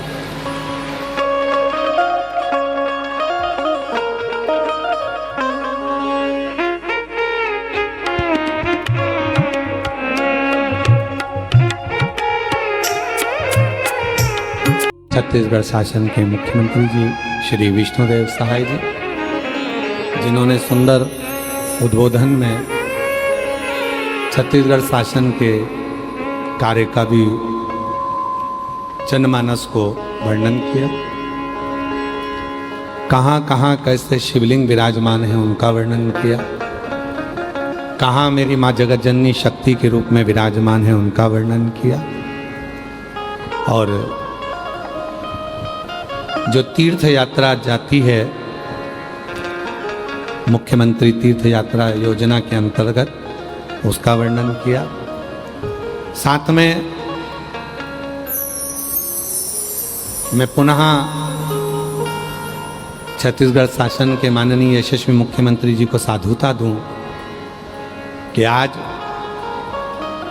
जो छत्तीसगढ़ में जो ऊर्जा दिख रही है और छत्तीसगढ़ जो उन्नति की ओर बढ़ता हुआ नजर आ रहा है, विकास की ओर, उसमें आपकी बहुत सुंदर भागीदारी है। एक बार जोरदार ताली बजाकर उनको साधुता, सुंदर साधुता। ऐसा ही छत्तीसगढ़ हमारा विकसित हो, विकास करे, आगे बढ़े और छत्तीसगढ़ में शिक्षा, चिकित्सा, ये सब जनमानस के अंतर्गत अच्छे से प्राप्त हो, यही कामना करते। हर हर। और तेरी कृपा बिना हिले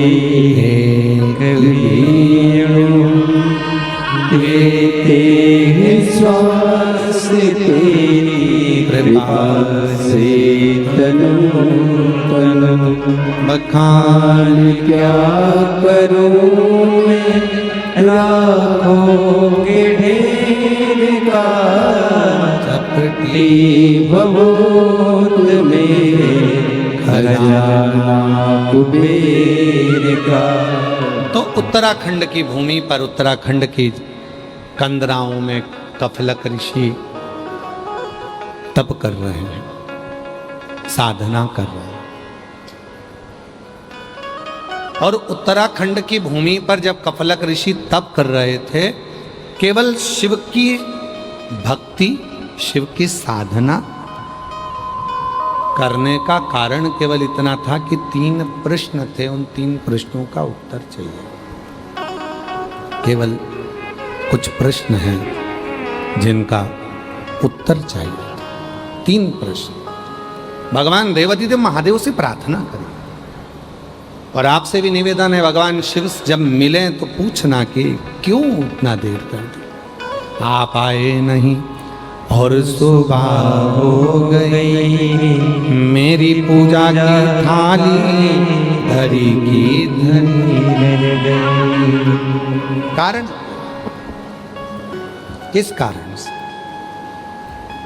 क्यों नहीं आए? कफलक ऋषि के सामने, कफलक ऋषि के सामने, कफलक ऋषि के सामने, कफलक ऋषि के सम्मुख में भगवान शिव प्रगटे। और आपको अभी कहा था, समर्पण, विश्वास और श्रद्धा, ये 3।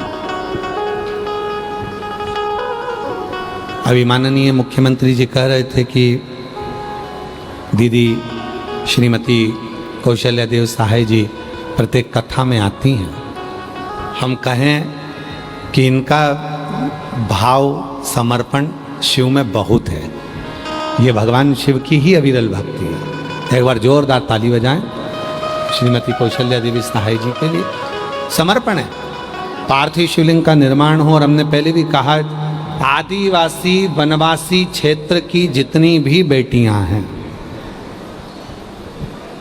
आदिवासी वनवासी क्षेत्र की जितनी भी बेटियां, उनको शिक्षा के क्षेत्र में कैसे आगे बढ़ना चाहिए, उसके लिए श्रीमती कौशल्या देवी सहाय जी सहायक बनकर आगे बढ़ते हैं। बहुत साधु। और मैं तो माननीय मुख्यमंत्री जी को भी साधुवाद दूंगा, जो आज हमारा केंद्र और पूरी ये छत्तीसगढ़ की पूरे आनंदमय सरकार मिलकर आज पूरे छत्तीसगढ़ को नक्सल मुक्त करा रही है। उसके लिए साधुता देता हूं, बहुत बहुत साधु। जहां पहले लोग वन में जाने में डरते थे, जहां वन क्षेत्र से निकलने में भय होता था, आज पूरा नक्सल क्षेत्र भगवान शिव की साधना में और कहीं ना कहीं अच्छे कर्म में लगा हुआ। मैं पुनः पुनः छत्तीसगढ़ शासन को इसके लिए साधुता दूं। साधुता। शिव कथा कर रही है, भगवान शंकर का चरित्र कह रहा है, शिव पुराण कह रही है। कफलक ऋषि भगवान शिव की साधना करते हैं। साधना में क्या चाहिए? अभी आपको कथा में कहा था कि व्यर्थ का खर्चा और व्यर्थ की चर्चा, ये दोनों ही हमें बर्बाद कर देते हैं। शिव पूजन में ना तो तुम कभी कर्जा लो, शिव पूजन में ना तुम कभी किसी से धन लो। शिव पूजन में यहाँ तक शिव पुराण की कथा कहती है कि शिव के मंदिर में दर्शन करने जाना, भगवान शंकर के मंदिर में अगर पहुँचना, और यदि तुम्हारे पास में कोई धन भी नहीं है तो पड़ोसन से मांगकर या रिश्तेदार से मांगकर 1 रुपया भी समर्पित मत करना। क्यों? अपने बाप के सामने, अपने पिता के सामने हम दूसरे से हाथ फैलाकर यदि मांग कर शिव को देते हैं तो शिव को अच्छा नहीं लगता कि मेरे होते हुए तो दूसरे से मांग रहा। मांगो शिव से, शंकर से। और मांगा है भोलेनाथ से वरदान एक, मांगा है भोलेनाथ से वरदान एक, तेरी कृपा बनी रहे जब तक जिंदगी, तेरी कृपा बनी रहे जब तक जिंदगी, मांगा है भोलेनाथ से वरदान एक, मांगा है भोलेनाथ से वरदान एक। शिव कथा कर रही है, मांगो शिव से और किसी से नहीं, किसी से नहीं, शंकर से। कई लोग कहते हैं भगवान से क्या मांगना, भगवान से तो मांगना ही नहीं चाहिए। किससे मांगे? तो पत्नी पति से नहीं मांगे तो क्या पड़ोसी से मांगे? बेटा बाप से ना मांगे तो क्या दूसरे से मांगे? बेटी अपने माँ बाप से ना मांगे तो क्या दूसरे से मांगे? शिव हमारा पिता है, भगवान शंकर हमारा बाप है, शिव हमारा पिता है। क्यों ना? क्यों? दुख है, तकलीफ है, कष्ट है, मांगो शिव से। हम एक पत्र पढ़ रहे थे, उस पत्र में आधा पत्र रह गया था। उस पत्र में बताया था, मेरा नाम बबीता साहू है, हम ग्राम केरा, जिला जांजगीर चांपा, छत्तीसगढ़ की रहने वाली हूँ। कहीं बैठी हो तो हाथ हिला सकती हैं। मेरा नाम बबीता साहू है, ग्राम केरा, जिला जांजगीर चांपा। एलईडी पर, आस्था चैनल पर आप पत्र को पढ़ सकते हो और अपने मोबाइल पर पत्र को पढ़ सकते हो। चांपा जिला छत्तीसगढ़, जांजगीर जिला चांपा छत्तीसगढ़ की रहने वाली हूँ। गुरुजी, 1 लोटे जल और पशुपति व्रत का मैं क्या महिमा वर्णन करूँ। मेरा पति 15 साल से शराब पी रहा था। गुरुजी, हम लोग बहुत परेशान थे। कई बार तो हम उनको डॉक्टरों को भी दिखाए, जो जैसा बोलता।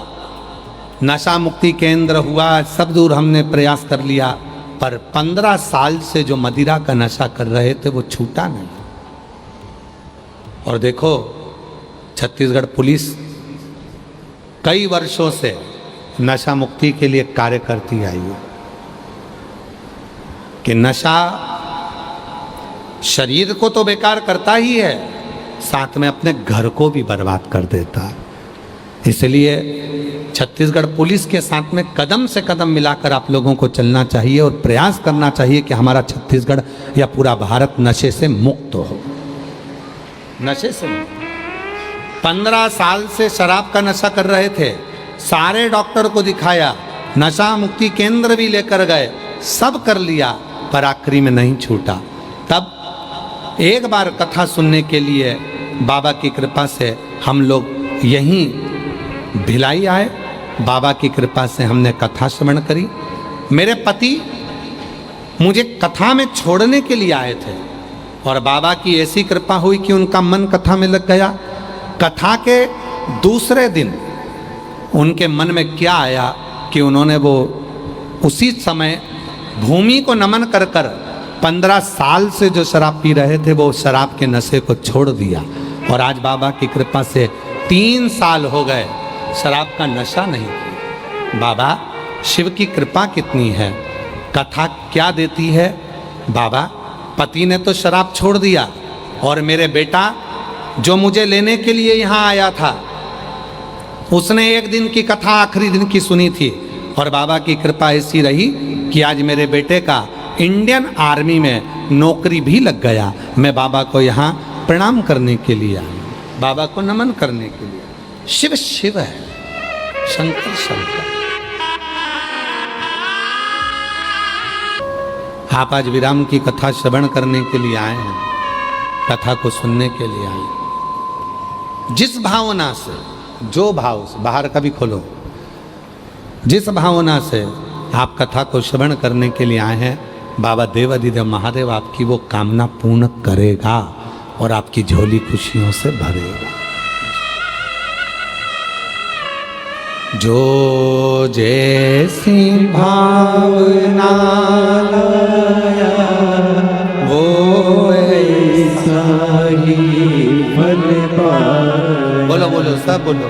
नहीं खाली उसे लौटाया वो मन हर्षाया और कर दिया माला माल काशी वाले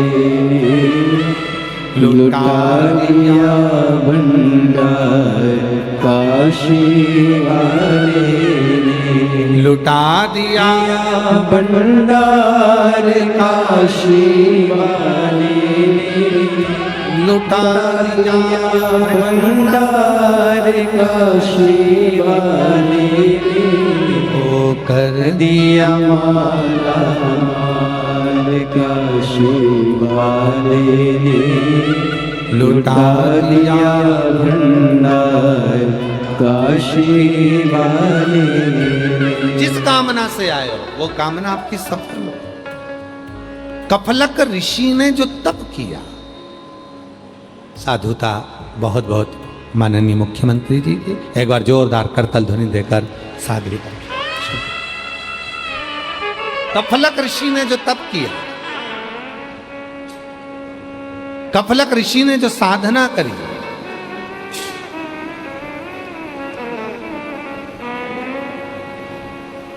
जो तप साधना करी, जो साधना, कफलक ऋषि शिव प्रकट हो, भगवान ओघरदानी, भगवान शंकर त्रिकालदर्शी, कैलाशी, अविनाशी, भगवान शंकर प्रकट, शिव प्रकट हो। भगवान शंकर प्रकट हुए, शिव जी प्रकट हुए। पूछा मेरे तप करने का कारण क्या है, क्यों किया? कफलक बाबा से भगवान शिव पूछ रहे हैं, कफलक ऋषि से भगवान शंकर पूछ रहे हैं, भगवान शिव पूछे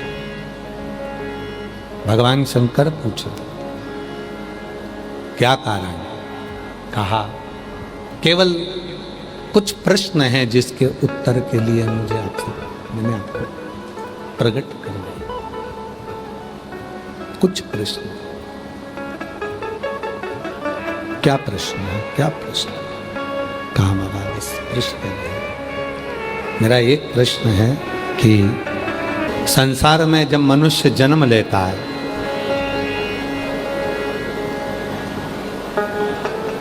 वो अपना कर्म करता है और कर्म करने के बाद जब वो प्राण त्याग कर, प्राण छोड़कर जब वो जाता है, कहते हैं 94 तरह के नरक मिलते हैं जिनको वो भोगता हुआ जाता है। कोई एक नरक में नहीं पड़ता, 94 तरह के नरकों को वो भोगता भोगता जा रहा है। संसार के मानव को एक भी नरक ना भोगना पड़े उसके लिए वो क्या? शंभु शंभु उसको एक भी नरक ना भोगना पड़े उसके लिए वो क्या करे? शास्त्र कहता है कि वो 94 नरक को भोगता है। शास्त्र कहता है कि वो 94 नरकों को भोग रहा होता है, 94 तरह के नरक भोग रहा होता है। वो मनुष्य, वो जीव जब प्राण छोड़कर जाए, प्राण छूटे जब उसको, जब वो प्राण छोड़कर जाए तो उसको एक भी नरक ना भोगना पड़े, उसको एक भी नरक ना भोगना पड़े, क्या करा जाए? भगवान ओगरदानी मुस्कुराए और मुस्कुराकर उन्होंने उत्तर दिया। हमने एक बात पहले भी कहा था कि कोई प्रश्न हो जिंदगी का, कोई प्रश्न हो, उसका उत्तर हमेशा मुस्कुरा के ही देना चाहिए। दुनिया की आधी चिंता का हल है आपके चेहरे की मुस्कुराहट, आपके चेहरे की प्रसन्नता।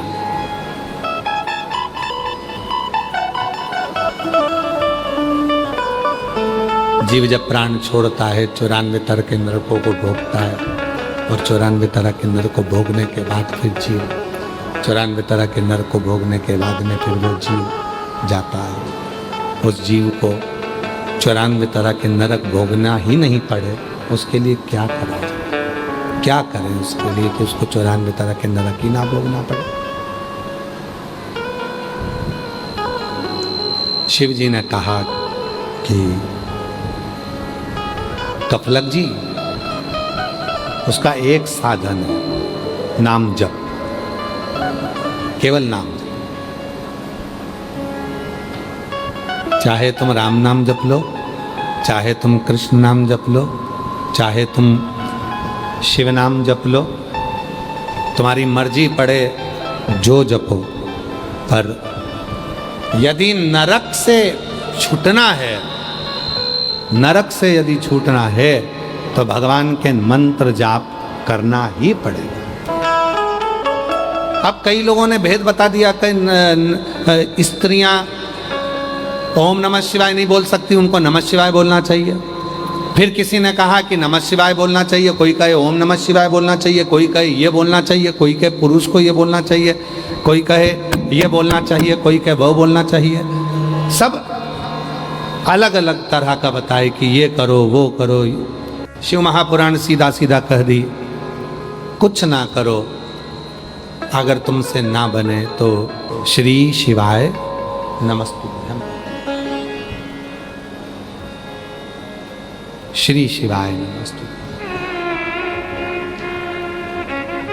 सीधा सर श्री शिवाय नमस्तुभ्यम, श्री शिवाय नमस्तुभ्यम, श्री शिवाय नमस्तुभ्यम, श्री शिवाय नमस्तुभ्यम, श्री शिवाय नमस्तुभ्यं श्री शिवाय नमस्तुभ्यं श्री शिवाय नमस्तुभ्यं श्री शिवाय नमस्तुभ्यं। कफलक ऋषि से कहा कि जाकर केवल मंत्र जाप करे, नाम जाप करे, नाम साधना करे, नाम आराधना करे। जब मंत्र का जाप करोगे, नाम जाप करोगे, नाम स्मरण करोगे, नाम जप करोगे, नाम कीर्तन करोगे, नाम जप करोगे, तो नरक में सारे नरक कोई नरक नहीं भोगना पड़ेगा।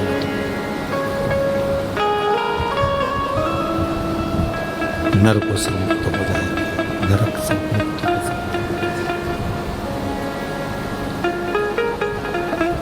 नरकों से मुक्त हो जाएगा। नाम जपने को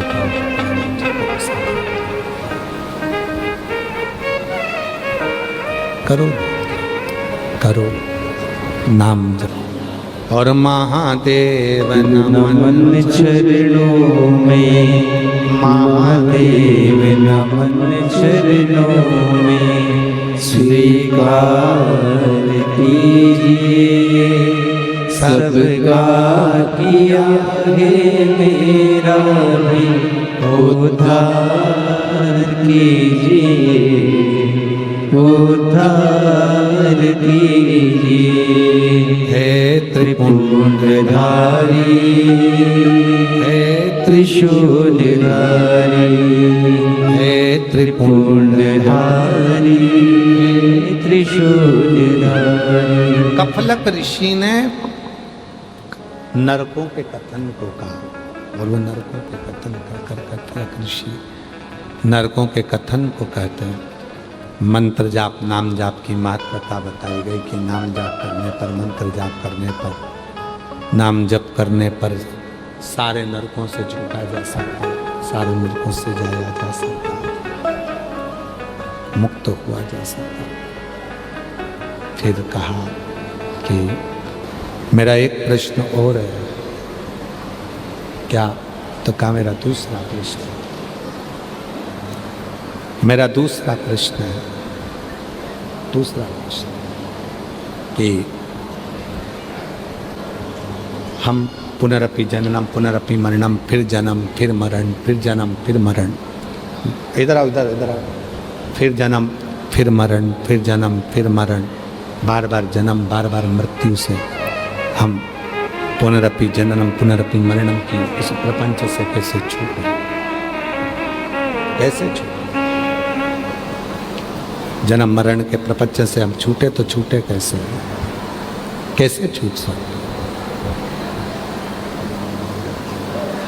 जन्म मृत्यु का जो चक्र है, जन्म मृत्यु का जो प्रपंच है, इससे हम छूटे तो छूटे कैसे, क्या कर सकते? कहा शिव कह रहे हैं जिस मनुष्य को जन्म और मृत्यु के जो चक्र है उससे अगर मुक्त होना है,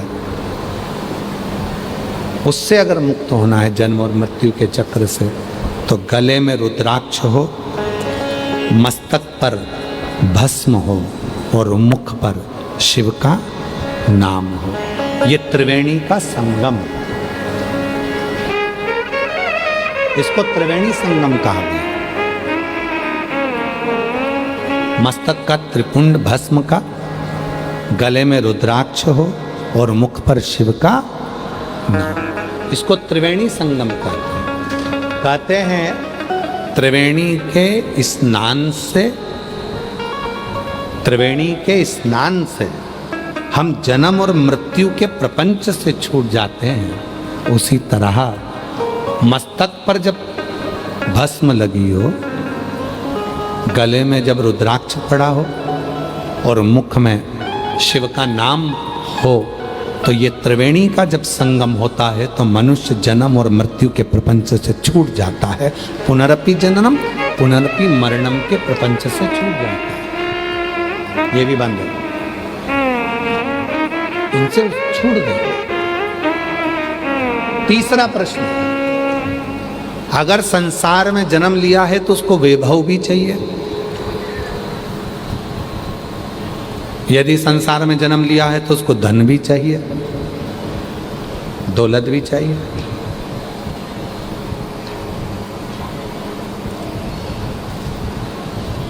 नहीं है उसके पास इतना वैभव, नहीं है उसके पास इतना धन, तो वो धन कैसे प्राप्त कर सकता? बाबा जी, जगत गुरु शंकराचार्य जी ने कनक धारा स्तोत्र का पाठ बताया था लक्ष्मी के।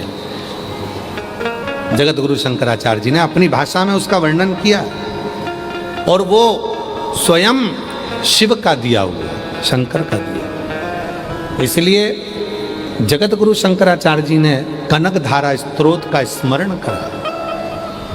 कहा, जब मनुष्य धन विहीन होता है, वैभव विहीन होता है, उसके पास में संपदा नहीं होती है, और अगर वो मेरे ही शिव नाम से, कुबेरेश्वर नाम से, शिव नाम से, कुबेर भंडारी के नाम से लाल चंदन का लेपन कर कर जब वो जल समर्पित करना प्रारंभ करता है, तो निश्चित है उसके घर में वैभव की वृद्धि होना प्रारंभ।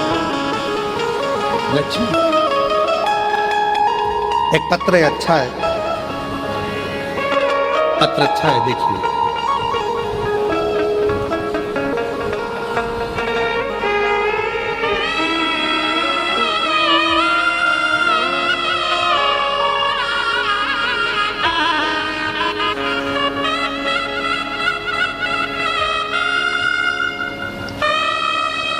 पत्र उड़ गया। एक बहन ने एक पत्र अच्छा लिखा था।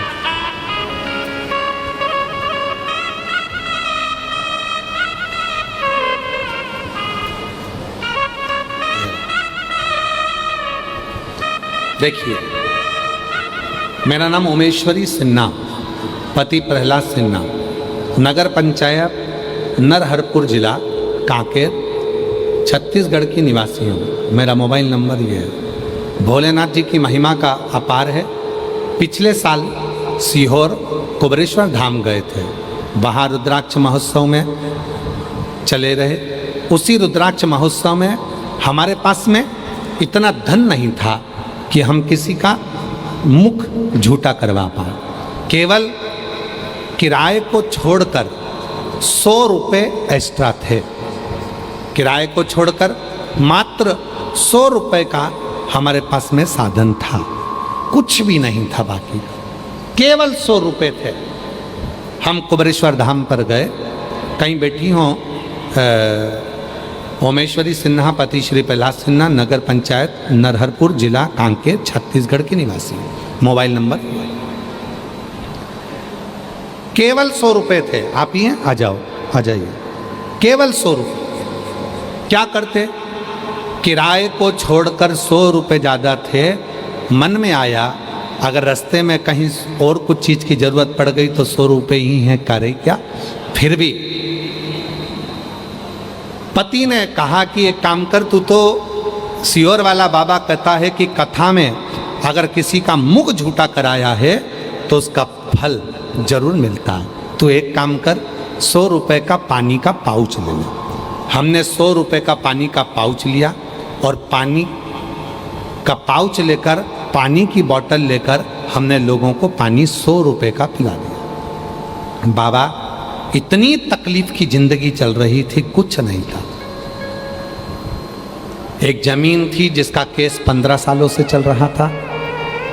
15 सालों से जमीन का केस चल रहा था, पर वो भी नहीं सुधर पा रहा था। 100 रुपये का पानी का पाउच हमने कुबेरेश्वर धाम सीहोर में कंकर शंकर की भूमि पर, बाबा की भूमि पर जाकर कथा में पिला दिया। आ गए, किराया था। धाम से ही हमने कुछ भोजन लिया, साथ में लेकर आ गए।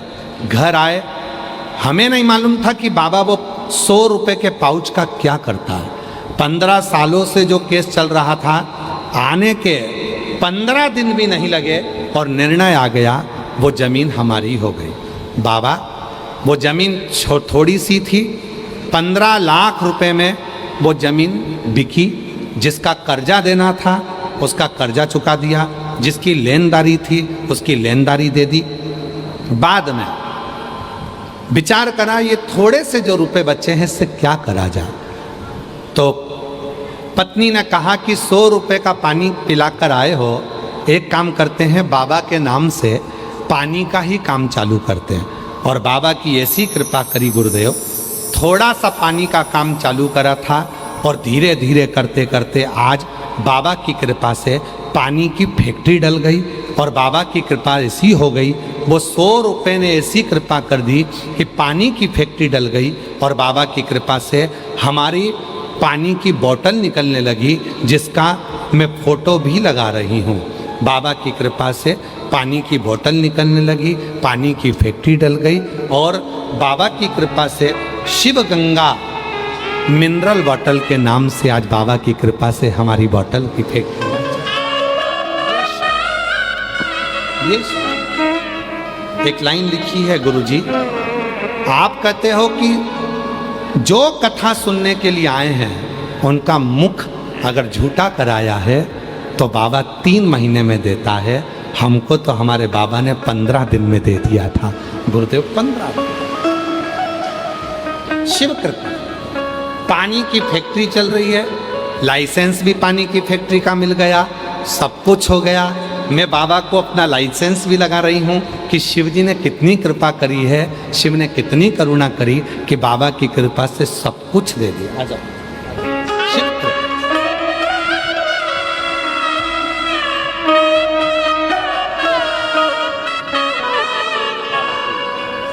किस्मत वालों भाई कह रहे हैं, बहन कर रही हैं, हमने तो सोचा ही नहीं था कि पानी दिया और पानी ही बाबा ने खुलवा दिया। ये शिव की उदाहरण। किस्मत वालों को मिलता है भोले तेरा दरबार। किस्मत वालों को मिलता है भोले तेरा दरबार। सच्ची सरकार तुम्हारी, सच्ची सरकार तुम्हारी, सच्चा है दरबार। किस्मत वालों को। शिव कथा करें, शिव की सेवा खाली नहीं जाती। भगवान शंकर की सेवा कभी खाली, शिव की साधना कभी खाली नहीं जाती। करो। 7 दिन मिले थे जो तुमको प्राप्त हुए थे, उन 7 दिन में आपने कितनी सेवा करी, कितना भजन करा, कितना कीर्तन करा, उसका फल तो मेरा भोलेनाथ तुमको देगा, देगा। कफलक ऋषि को दर्शन देकर भगवान शिव वहीं रहे और कपिलेश्वर महादेव के नाम से उत्तराखंड में आज भी शिव जी विराजमान। बोल कपिलेश्वर महादेव जो बंधनों से मुक्त करते, बंधनों से। आगे वर्णन आया है 12 ज्योतिर्लिंग का। तुमरुका जी चंचुला देवी को सोमनाथ जी का वर्णन करते हैं। चंद्र को काया का रोग हो जाता है, उस रोग से मुक्त करते हैं। फिर वर्णन आता है मल्लिकार्जुन का, जहाँ भगवान शिव और पार्वती स्वयं जाकर षडानंद कार्तिकेय जी को दर्शन देते हैं। अगला वर्णन है श्री महाकाल जी का। दूषण नाम के राक्षस का संहार कर कर भगवान महाकाल बन जाते हैं। फिर वर्णन है ओमकारेश्वर का। विंध्य नामक पर्वत को दर्शन देकर बाबा ओमकार बन जाते हैं। केदारनाथ जी का वर्णन आया, नर नारायण को दर्शन दिया, श्री केदार के रूप में विराजमान हुए। कुंभकर्ण की पत्नी करकटी से एक बेटा हुआ भीम, जिसका संहार करा, शिव जी का नाम भीमाशंकर हो गया। मनु शत्रुपा को दर्शन देकर भगवान विश्वनाथ जी के रूप में विराजमान होते हैं। गौतम बाबा पर से गौ हत्या के दोष को मिटाया तो ब्रह्मा विष्णु महेश त्र्यंबकनाथ के रूप में विराजमान होते हैं। रावण को दर्शन देकर वैद्यनाथ जी के रूप में विराजमान हो गए। दारुक नाम के राक्षस का संहार कर कर नागेश्वर बन गए। राम जी द्वारा पूजित होकर स्थापित होकर रामेश्वर बनकर विराजमान होते हैं। सुधर्म नाम के ब्राह्मण की पत्नी घूष्मा, जिसके बेटे को जीवित कर कर भगवान कृष्णेश्वर महादेव बन जाते हैं। ऐसे 12 ज्योतिर्लिंग का स्मरण कराया। शिव कथा कहती है चंचुला देवी का पति उसी समय पर प्रेत योनि से मुक्त हो गया। प्रेत योनि से बिंदु चंचुला अखंड सौभाग्य धारण कर लेती है और पति के लोक में जाकर निवास कर। तुमरुका जी ने हाथ जोड़कर निवेदन करा ईश्वर गोरा जी से, शिव पार्वती जी से, बाबा आप करुणा करिए। शिव कहते हैं सुनो तुमरुका जी, जब घोर कलयुग होगा, चारों तरफ कलयुग में हाहाकार मच रहा होगा, तब केवल एक साधन ये शिव महापुराण की कथा ही ऐसी होगी जो जीव के दुखों को मिटा दे, कष्ट मिटा।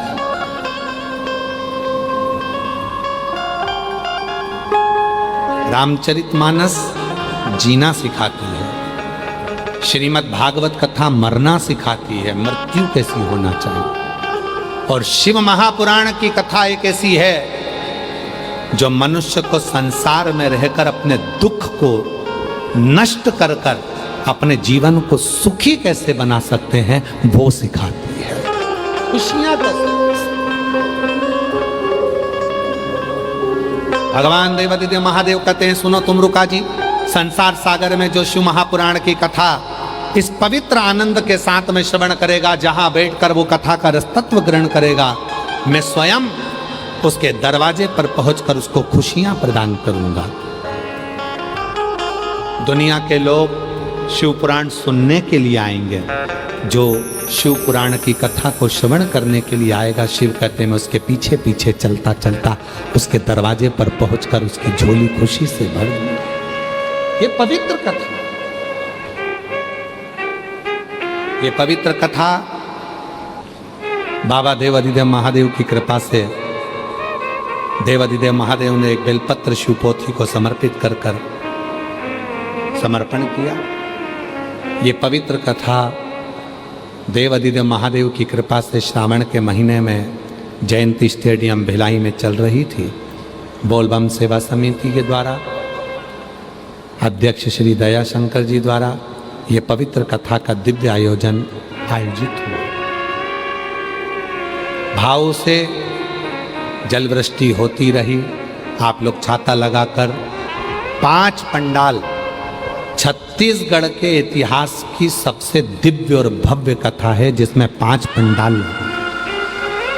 एक एक पंडाल 100 बाई 650 का, 100 बाई 650 का, 100 बाई 650 का, 100 बाई 650 का, 100 बाई 650 का।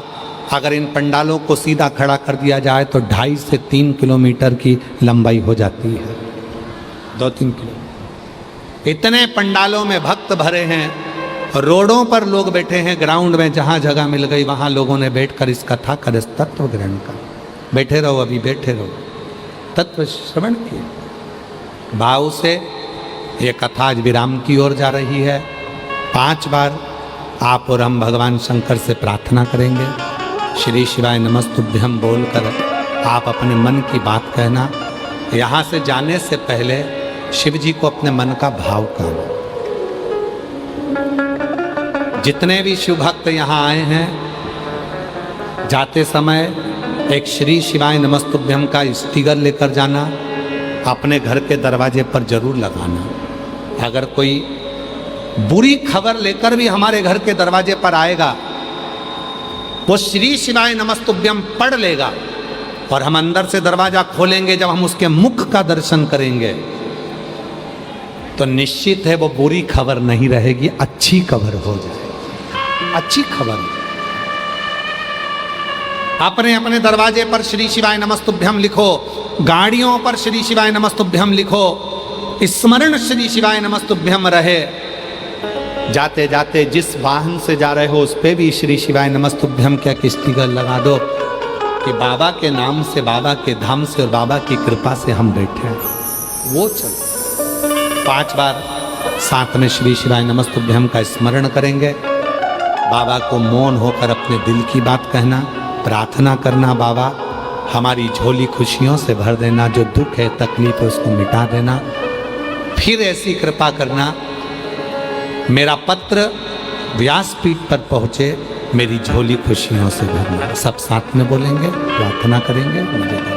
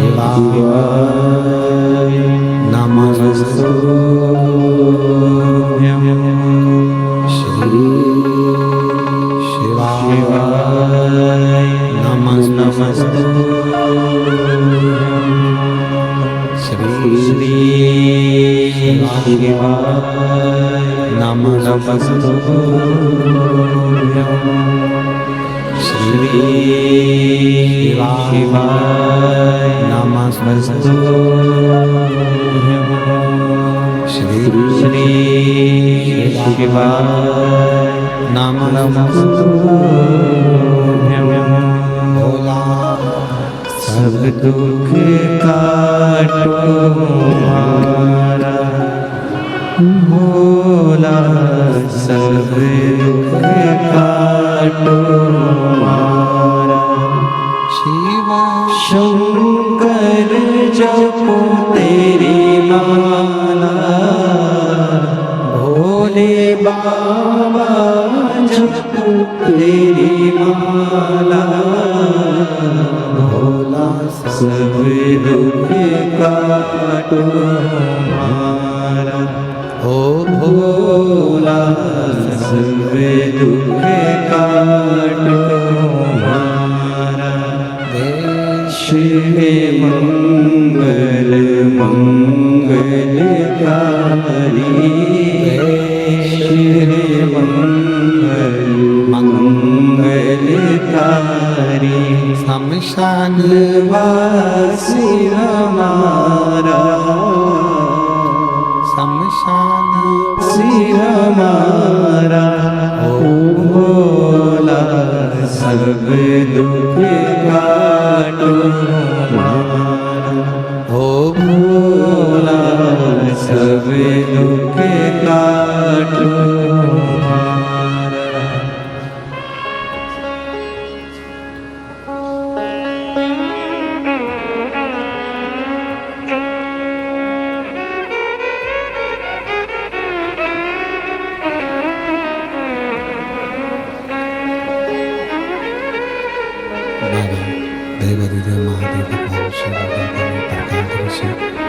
कैलाशी विनाशी भगवान शंकर की पवित्र कथा कर रही है, शिव महापुराण की कथा वर्णन करती है। मेरा वो घरदानी आप सबकी मनोकामना पूर्ण करे।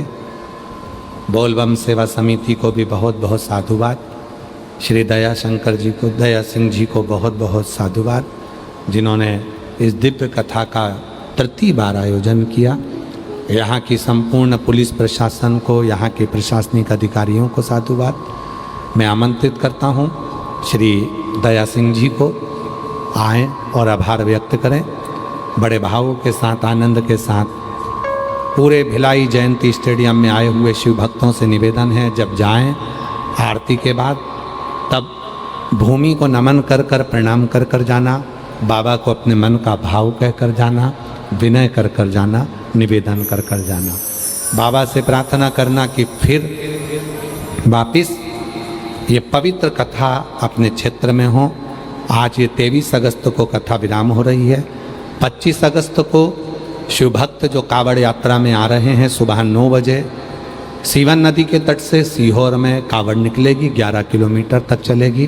कामना कावड़ प्रदोष की रहती है, जिस कामना कावड़ में आप अपना भाव लेकर आते हैं, हृदय से उस कावड़ का आनंद लेंगे, जीवन को धन्य बनाएंगे। श्री दया सिंह जी आभार व्यक्त करते हुए एक बार जोरदार ताली बजाकर साधुता हर हर।